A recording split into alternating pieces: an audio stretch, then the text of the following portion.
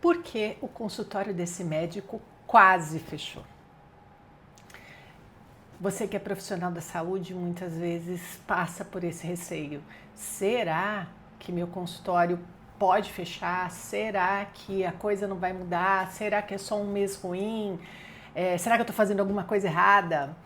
E esse caso é de um cliente meu, de um doutor que chegou até mim porque é um ginecologista, trabalhava muito bem a questão do Instagram, tinha um bom conteúdo orgânico, fazia também bastante coisa paga, mas o seu canal principal de captação era o Instagram e com isso ele conseguia trazer gestantes que enxergavam nele um diferencial de atendimento, um diferencial do momento do parto, algumas coisas que ele fazia que eram especiais. E de repente, um mês para o outro, parou de chegar paciente. Aquelas pacientes que mandavam WhatsApp o tempo todo, que apareciam ali todos os meses, desapareceram. E ele achou que era algo momentâneo, que era algo do Instagram, que era algo específico do anúncio que ele estava fazendo, e isso passou e chegou o próximo mês, e quando estava no 4º mês dessa situação, ele veio para mim, porque ele não sabia mais o que fazer. Se continuasse desse jeito, ele ia fechar, porque ele estava com as pacientes dele em tratamento, tinha algumas indicações, mas não era suficiente, estava muito diferente do que acontecia. Então, se você é profissional da saúde, se você quer refletir sobre seu consultório, sobre sua clínica, esse canal é para isso. Eu sou a professora Gleice Oliveira, eu já atendi mais de 2.000 clínicas, já mentorei mais de 2.000 clínicas, sou especialista em gestão e marketing para crescimento de clínicas e eu trago aqui nesse canal para você sempre um case, um bastidor, algo que aconteceu para que você se inspire, para que você possa também tomar suas decisões e entender o que acontece aí fora. A profissão do profissional da saúde, ela é meio solitária, dificilmente se discute sobre a administração da clínica, se fala sobre números ou sobre estratégias. Toda vez que os colegas estão entre si, acabam conversando sobre caso clínico, sobre especialidade, sobre congresso e até sobre viagem, sobre vida pessoal, mas dificilmente se fala sobre negócio, né? E quando a gente tem um consultório, quando a gente tem uma clínica, quando a gente tem um laboratório, seja o que for, um hospital é um negócio. É um negócio onde a gente vai desenvolver aquilo que a gente ama fazer, mas que a gente precisa de pacientes. Se esse paciente não chegar, não funciona. Por melhor que você seja, por mais incrível que você seja, se você não for encontrado, isso não funciona. Então, se você gosta desse tipo de conteúdo, já clica aí para receber do nosso canal sempre a notificação de novos vídeos, ok? E esse doutor, então, ele tinha um consultório, 2 salas, numa região legal de São Paulo, uma região boa de São Paulo, uma região de alto poder aquisitivo, e a grande maioria das clientes dele vinha pelo Instagram, pelas publicações que ele fazia, pelo depoimento das pacientes dele, pelas fotos dos bebês, né, de todo o trabalho que ele fazia, e de repente esse volume do dia para a noite desapareceu.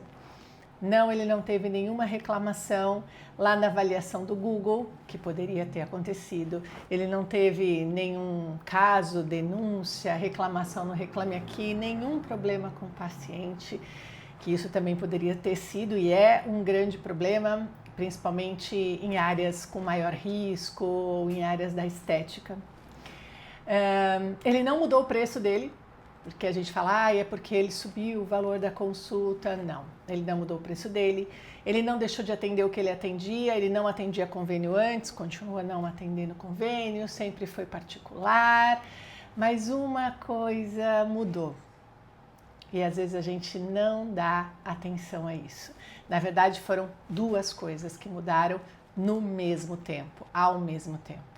A primeira coisa, ele mudou a recepcionista. A recepcionista que estava com ele há tanto tempo saiu e ele colocou uma recepcionista nova que não sabia lidar com esse lead. Lead é o nome que a gente dá para esse contato que chega da rede social, de anúncio. Por quê? Porque quem vem da rede social, quem vem de anúncio, nem sempre está pronto, né? Tem muita dúvida, diferente de quem vem indicado.